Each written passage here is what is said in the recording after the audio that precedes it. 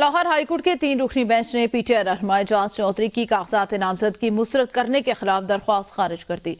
अदालत ने रिटर्निंग अफसर का फैसला बरकरार रखते हुए एजाज चौधरी को इलेक्शन लड़ने की इजाजत नहीं दी। असद शाह मजीद बताएंगे। जी असद, बताएगा एजाज चौधरी की दरख्वास्त को मुस्तरद कर दिया गया है।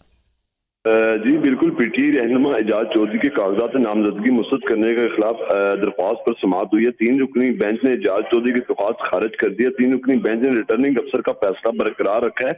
3 रुकनी बेंच ने एजाज चौधरी को इलेक्शन लड़ने की इजाजत नहीं दी। अली बाकर नजफी की सरबराही में समाअत हुई है। N127 से कागजात नामजदगी जमा करवाने पर जो है वो कागजात आरओ की जानब से मुस्तरद किए गए थे, जिसमें ये मौका अख्तियार किया गया था कि गाड़ियां पहले ही गिफ्ट या फरोख्त कर चुके हैं। गाड़ियों की रजिस्ट्रेशन ट्रांसफर करने के लिए महकमा एक्साइज को दरख्वास्त दे रखी है।